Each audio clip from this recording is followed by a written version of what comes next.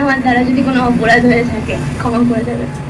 আমার তো ভক্তি থিরক থিরক পদ ধরত जात सखी घूंघट पट सो करत घात मृग नयनी। कौन है वो जो माने ना कोई बाधा, उसका नाम है राधा, उसका नाम है राधा, राधे राधे राधे राधे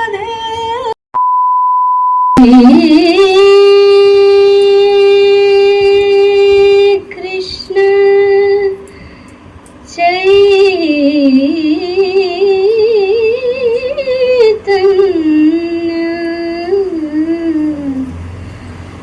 प्रभु नित्यानंद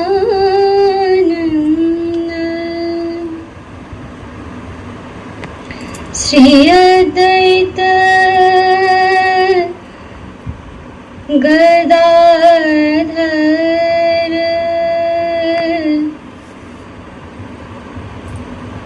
हरि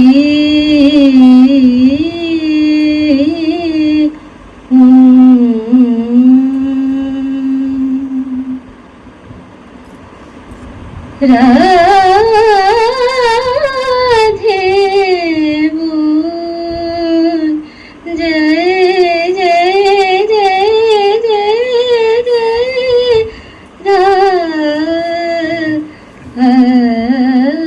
राधे बोल। আমার প্রণাম নেবেন সবাই। আগের দিনের মতো না আজকে বলবো আমি অধম মানুষ, আমি এই জায়গায় বসার আমার কোনো অধিকার নেই। মা অনেক কৃপা করেছেন আমায়, তাই হয়তো একটু দুটো কথা শেয়ার করি। আমি কাউকে এখানে জ্ঞান লাভের জন্য কথা বলতে আসিনি। একজন জিজ্ঞেস করেছিল ভগবান শ্রীকৃষ্ণকে যে ভগবান তুমি অনাদিরাদির গোবিন্দ, তোমার পক্ষে জানা সম্ভব যে কে তোমাকে ভালোবাসে, কিন্তু আমরা তো নরাধম, আমাদের পক্ষে কি করে জানা সম্ভব? সেই প্রত্যুত্তরে ভগবান জবাব দিয়েছিলেন যে আমি যাকে ভালোবাসি তার কাল হয়ে দাঁড়াই, তাকে কাঙাল করে দিই। তারপর যখন সে নিজে দুবাহু তুলে বলে যে গোবিন্দ আমার আর কিছু নেই, তখন আমি তাকে বলি যে দেখো সবই আছে। সেই সূত্রে আরেকটি প্রশ্ন আসে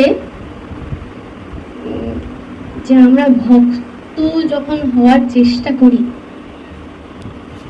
তার তো একটা রাস্তা আছে, এবং ওটি সরল রাস্তা নয়, ওটা খুবই কঠিন রাস্তা।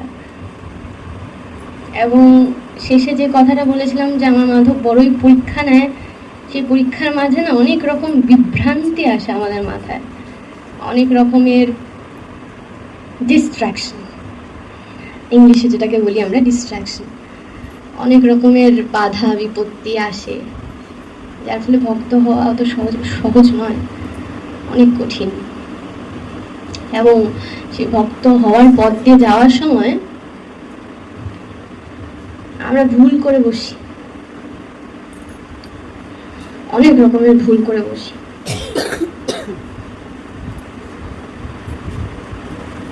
তখন অর্জুন বলে যে তুমি তো অনাদিরাদির গোবিন্দ, তুমি তো জানো সব যে কে ভুল করছে কে ঠিক করছে, তাহলে তুমি কেন সেখানে দাঁড়াও না? তুমি কেন সেখানে এসে বলো না যে তুই ভুল করছিস, থেমে যা, এটা ঠিক নয়।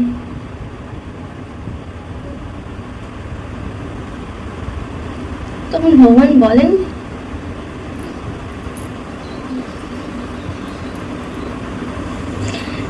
যে পার্থ, আমার কল্পনা পরিকল্পনার অতিরিক্ত আমি যা ভাবি, আমি যাকে নিয়ে লীলা করতে চাই, আমি যাকে দিয়ে শিক্ষা দেওয়াতে চাই, সেইটা বোঝার সাধ্য মানুষ তো অনেক দূরের কথা, ভক্তদের মধ্যে লক্ষ লক্ষ ভক্তকে নিয়ে তার মধ্যে থেকে একজন আমার জানতে পারে। সেই এক এক এক এক করেও যখন লক্ষ লক্ষ জ্ঞানী হয় যারা জানতে পারে, তার মধ্যে থেকে একজন আমার লীলাকে বোঝার সাধ্য রাখে। আর তুমি যে প্রশ্নটা করেছো যে আমি কেন বাধা দিই না, সেই ক্ষেত্রে বলো না, আমি তোমার সারথি, আমি নিজে তোমার রথের চালনা করছি, কিন্তু তুমি তারপরেও বলো যে মাধব চলো ফিরে যাই, এরা আমার আপনজন, কি করে মারবো? তুমি আমার ওপরই সারেন্ডার করতে পারো না? সেখানে মানুষকে যে আমি চালনা করব, মানুষকে যে আমি বলবো যে তুই ভুল করছিস, সে আমার উপর সম্পূর্ণ সারেন্ডার হয়েছে আদৌ যে আমি তাকে বলবো? সেই অধিকারই তো সে আমায় দেয়নি। আমি কি করে বলবো যে সে ভুল করছে? আর আরো অতি সরল বাক্যে যদি বোঝাই, যেটা আমাকে মা বুঝিয়েছিল ছোট্টবেলা, সেটা হচ্ছে গিয়ে যখন আমরা স্কুলে পড়ি, আমাদের পরীক্ষা হয় তো, আর পরীক্ষা দিতে যাই, টিচার যে থাকে সেরকম ভাবে ঘোরাঘুরি করে না, আমাদের ইনভিজিলেশন নেয় টিচার হিসেবে, যে কে লিখছে, কে চিটিং করছে, কে বলছে, কে কাউকে হেল্প করছে কিনা, তাই না?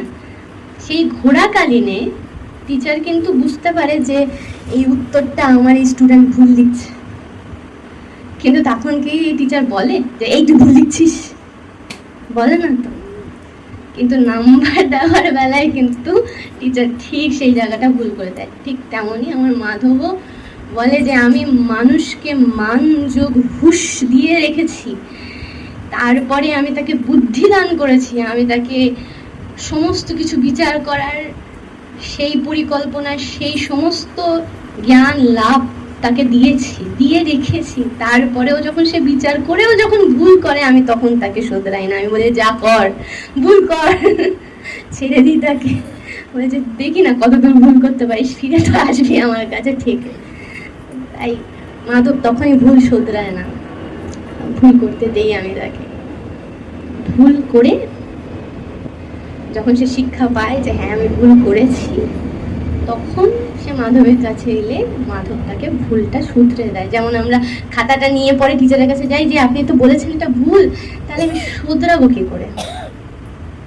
তখন টিচার বলে তো যে এইটার উত্তরের জায়গায় এইটা লিখলে তোমার ঠিক হতো উত্তরটা।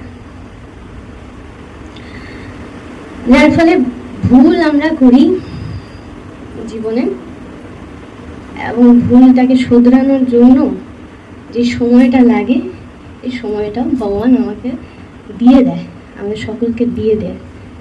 সেই দেওয়ার পরে যখন ভগবানের কাছে দু হাত তুলে বলি যে ভগবান ভুল হয়ে গেছে, শোধরাবো কি করে, তখন ভগবান আসে, আসো সবই আমি তোমাকে দেখিয়ে দিচ্ছি নিজের চক্ষু দিয়ে। আরেক জায়গায় অর্জুন জিজ্ঞেস করেছে ভগবান তোমাকে ডাকার জন্য, তোমাকে সত্যি সত্যি করে ভালোবাসার জন্য কি করতে হবে, কি কি করতে হয় আমাদের? তখন বলে যে আমাকে পাওয়ার জন্য সর্বপ্রথম যে জিনিসটা দরকার সেটা আমাকে জানা। ভগবান শ্রীকৃষ্ণকে জানার মতন অধিকার এবং সেই জ্ঞান কারণ নেই, কিন্তু তারকে জানার জন্য যেটা দরকার সেটা হচ্ছে কি গুরু। যেমন বাচ্চা শিশু যখন জন্ম নেয়, সে কিন্তু জানে না তার বাবাকে। সেই বাচ্চা শিশুকে যদি জিজ্ঞেস করি তোমার বাবাকে, সে বলতে পারবে না। তোমার ধর্ম কি, তোমার কর্ম কি, তোমার বাবাকে কে, কিচ্ছু বলতে পারবে সেই বাচ্চা শিশু না। সে তখন বলতে পারবে যখন তার মা তাকে বলবে এটা তোমার বাবা, আর তোমার ধর্ম এই, তোমার কর্ম এই। তাই মা হচ্ছে কি আমাদের গুরু, যে কিনা পথ নির্দেশ করে, ভগবানকে দেখায় যে দেখো ইনি হচ্ছেন গিয়ে পরম পিতা আমাদের, ইনি ছাড়া আর কেউ নেই, কেউ আমাদের আপন নেই। আর আমাদের পুঁথিগত বিদ্যা হিসেবে ভাগবত গীতা যে আমাদের শেখায়, মা আমাকে বলেছেন যে ধর্মর মধ্যে জ্ঞান, ধ্যান এবং ভক্তি, এই তিনটেকে সাধনা করার ফলে ভগবানকে লাভ করা যায়, হয়তো লাভ করা যায়, হয়তো। যারা এই তিনটি মার্গকে বিধি মেনে গুরুর দেখানো পথ নির্দেশ ধারণ করে যদি কেউ চলতে পারে, তবে ভগবান আসে, তাকে ধরা দেয় হয়তো। গীতা, ভাগবত গীতা, তারপর ভক্তিপথের রস আস্বাদন করার ফলে যে সমস্ত বই আমরা পাই, সে সমস্ত পড়ে পড়ে পড়ে পড়ে জানবার ফলে, অনেক যুগ ধরে সাধনা করার ফলে তখন হয়তো ভগবান এসে তাকে ধরা দেন, তার আগে ধরা দেন না।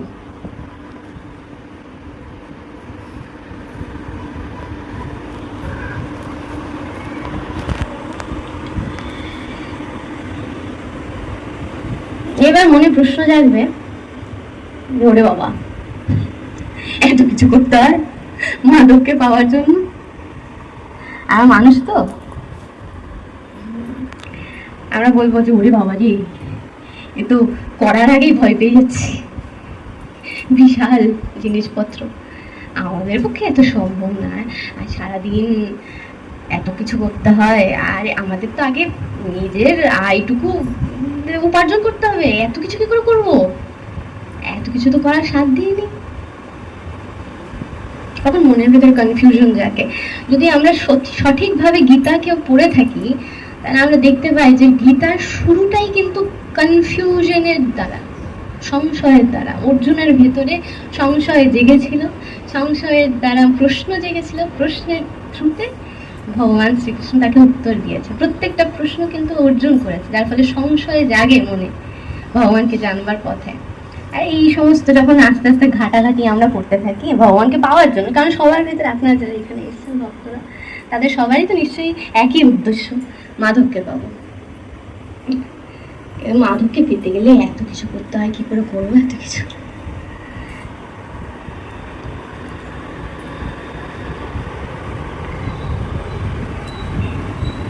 একটা শর্টকাট বলে দিই, আর মানুষ তো সবাই শর্টকাট খোঁজে মাধবকে জানার জন্য। একটা শর্টকাট আছে, একবারই বলবো, ঠিক আছে?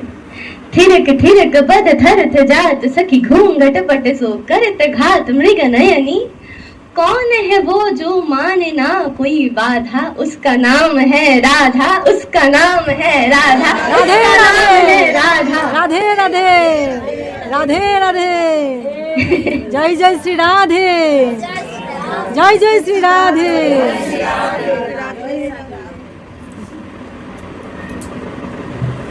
রাধা, রাধা নামের শর্টকাট যে জেনে গেছে, তখন ভগবান বিপদে পড়ে যায়, মাধব বিপদে পড়ে যায়, যে সর্বনাশ করেছে, এই শর্টকাটকে দিল তাকে। কিছু জানতে হবে না, কোনো জ্ঞান লাভ করতে হবে না, কোনো কিছু করতে হবে না। তার মন বাহু তুলে রাধার আরাধনা করে বলো যে মা, এইবার মাধবকে দিয়ে দাও। রাধা তোমায় আকুলি বিকুলি করে বলবে যে আমি চলে এসেছি, মাধব তো দৌড়াতে দৌড়াতে আসবে। এর জন্য মা আমাদের রাধা কিশোরী দুই হাত খোলা। আমাদের সমস্ত দেবী দেবতাদের মধ্যে কিন্তু কিছু না কিছু ধারণ করে না সবাই, কিন্তু মা রাধার, শ্রীমতী রাধারানীর কিন্তু দুই হাত খোলা থাকে, তার হাতে কিছু নেই। তার হাত দুটো খোলা কিসের জন্য? যে একবার আমাকে রাধা নাম ধরে কেউ ডাকলে আমি যাতে তাড়াতাড়ি করে জড়িয়ে ধরতে পারি। राधे राधे তাই এই রাধা নামের শর্টকাট যে একবার বুঝে গেছে, তার তো মাধব ঝুলিতে। তাই প্রেম সে বলুন রাধে রাধে राधे राधे राधे राधे 5 মিনিটের তো বেশি কিছু বলা যায় না, আর আমার ভান্ডারে এত কিছু নেই, তাই আজ একটা শর্টকাটই জানিয়ে দিলাম। অধম মানুষ তো, আমারও জ্ঞান কিছু নেই সেরকম, যেটুকুনি যা মান দেয় কৃপা করে 2 মিনিট করে সেইটুকুর মধ্যে থেকে একটা জিনিস ছোট্ট রাধা নামের শর্টকাট জানিয়ে দিলাম। নেওয়ার হলে নাও। জয় শ্রী রাধে। जय श्री राधे जय श्री राधे আসি। একটু সুর একটু গান, হ্যাঁ, একটু গান, রাধার একটা কোনো গান। রাধার গান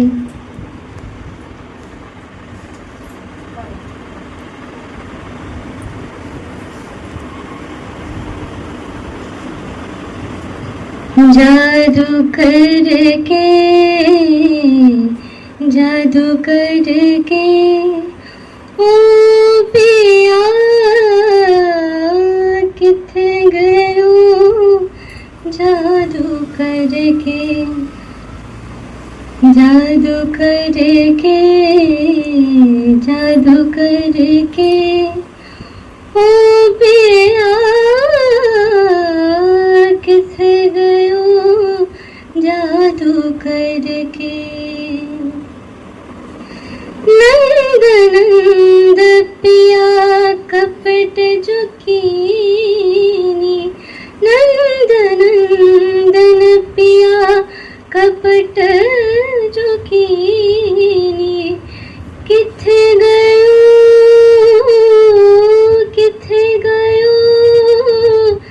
छल करके जादू करके जादू करके ओ पिया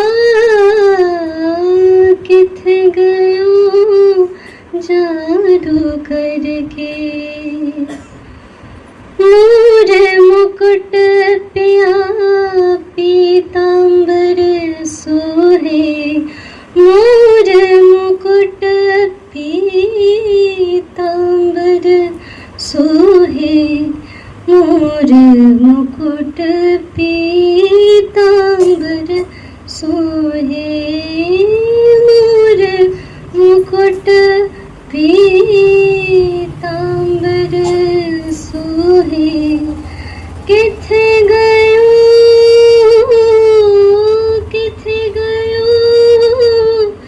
नैन भर के जादू करके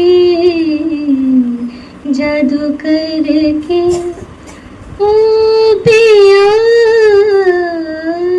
किथे गयो जादू करके जादू करके कान्हा जादू करके ओ पिया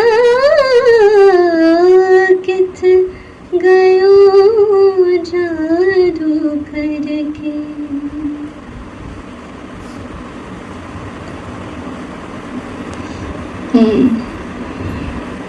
সত্যি তো কোথায় সে যে লুকিয়ে যায়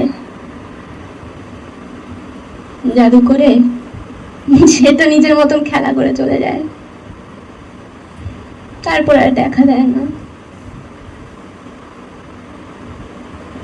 তারপর আর খুঁজলেও পাওয়া যায় না মনে বড় ময়লা সবার অনেক কালিমা অনেক ভাবে হৃদয়ে বিষয় আশয় সম্পত্তি মোহ লালসা সবকিছুর মাঝে সব নিয়ে জর্জরিত আমার দ্বারা সম্ভব না কারোর দ্বারা সম্ভব না সেই মনের কালিমাকে মেটানো তুমি যদি আসো হাত দুটো ধরো মাধব তবে যদি দুটো সাহারা পাই তবে যদি মনের কালিমা দূরে যায় রাধে রাধে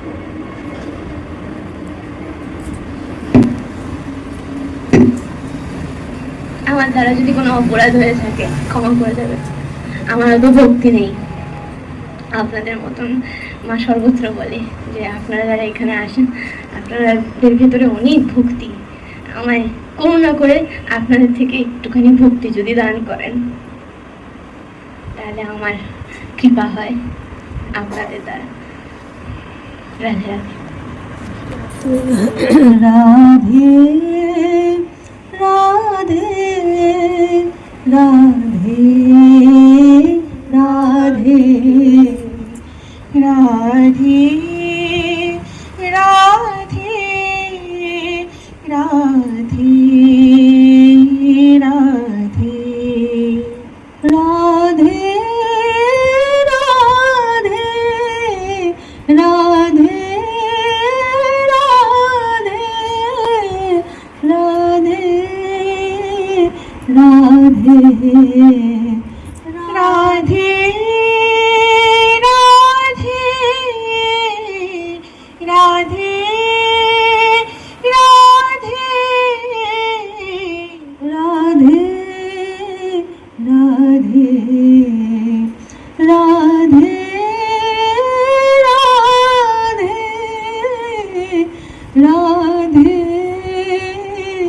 রাধে রাধে রাধে রাধে রাধে রাধে